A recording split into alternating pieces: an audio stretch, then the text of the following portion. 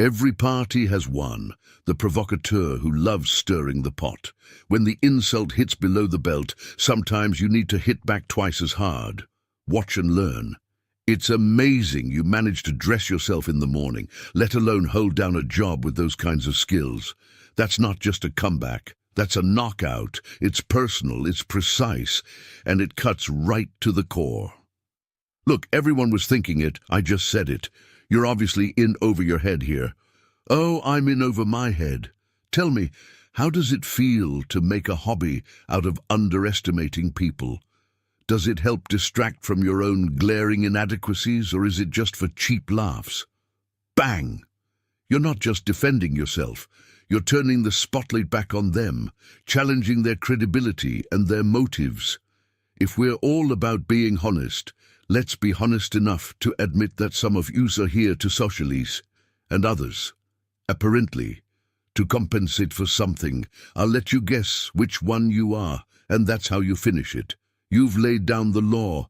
Personal attacks won't be tolerated, and you're not one to be underestimated.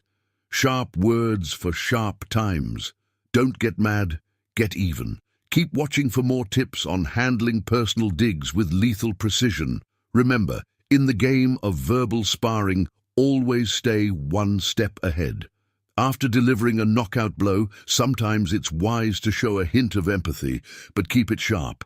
This isn't about backing down, it's about being strategic. You don't have to be so harsh, you know. We're all just having fun here. Oh, I understand. It's all in good fun, right? Sometimes, though, fun gets lost in translation. Let's make sure we're not just entertaining at someone else's expense. It's easy to miss the line in the heat of the moment. That's how you do it. With those words, you're not just showing that you get where they're coming from.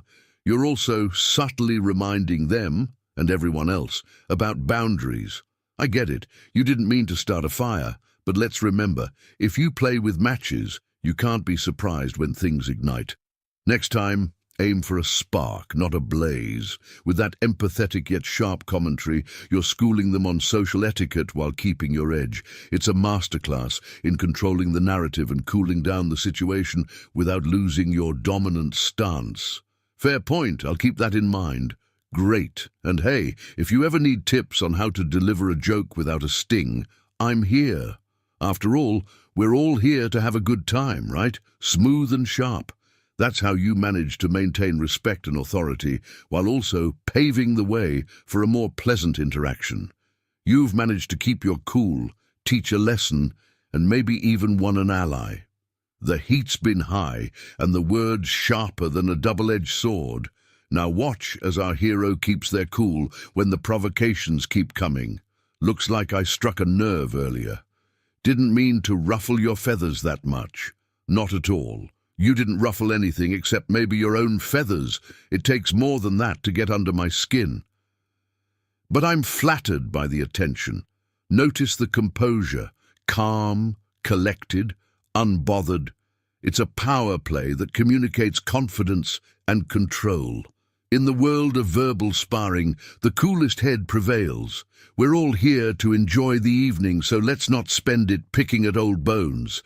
Unless, of course, you find that kind of thing fun, which actually explains a lot.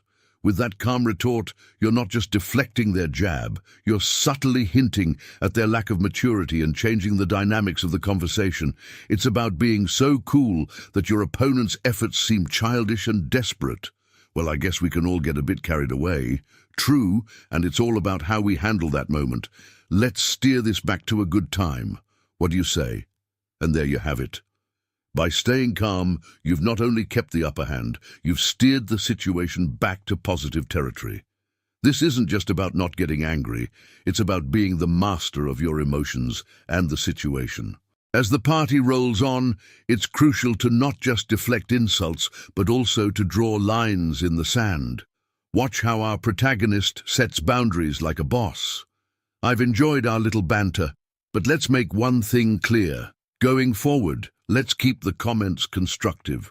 We're here to have a good time, not to throw punches. Setting boundaries isn't just about demanding respect. It's about giving respect to the vibe of the gathering. and everyone's right to enjoy their time. Appreciate that. It's easy to get carried away, but it's even better when we can find that line and stick to it. Cheers to keeping it classy and fun. Notice the tact and clarity. No threats, no harshness, just clear, respectful communication. It's not about cutting off dialogue, it's about steering it in the right direction. Here's to a night where we can all be our best selves. Cheers, everyone. And just like that, you've not only set boundaries but also reinforced them with a positive toast. It's about leadership without dominance, influence without intimidation. That's how you handle boundary setting in social settings. Up next, we're going to explore using humor to diffuse tensions without losing your edge. Stay tuned and remember, a well-placed line makes all the difference. Boundaries set, respect established. Now let's see how our protagonist keeps the vibe light and lively with a dash of humor. Now that we're all friends again, let's make sure our next round of games doesn't include dodge the insult. I hear it's way less fun than truth or dare.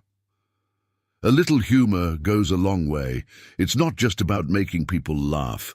It's about signaling that while the air is cleared, the party isn't over. Humor can be the best bridge over troubled waters. Yeah, let's stick to truth or dare. I promise I'll only dare you to have fun. That's a dare I'm willing to accept. And just for the record, I dare you to come up with the funniest toast tonight. Let's see if you're as good with humor as you are with critique. With that challenge, not only have you steered the dynamic towards a playful competition, you've also given everyone a role to play. It's engaging, inclusive, and keeps everyone on their toes, in a good way. To a night of good laughs, better company, and the best memories. May our words be kind and our spirits high, brilliant. Humor isn't just about jokes. It's about crafting moments that bring people together. You've turned potential conflict into camaraderie and tension into togetherness. And that wraps up our guide on using humor to diffuse tension. Up next, we'll explore when and how to choose ignoring over engaging. Stay sharp, stay merry, and remember, sometimes the best response is a hearty laugh. Sometimes the most powerful response is no response. Watch as our main character demonstrates the strategic art of ignoring, an essential skill in maintaining peace and personal dignity. Hey, aren't you going to take up that dare I suggested earlier, or are you too scared? So, as I was saying, next weekend's trip is going to be epic. We should definitely check out the lakeside spot. Notice the subtlety. Our protagonist didn't bite the bait. They acknowledged the comment, but chose to redirect their attention to something positive. It's not about being dismissive. It's about being selective with your battles. I've heard the views are breathtaking and there's a great spot for a picnic. What do you think? And just like that, the potential conflict dissolves into thin air.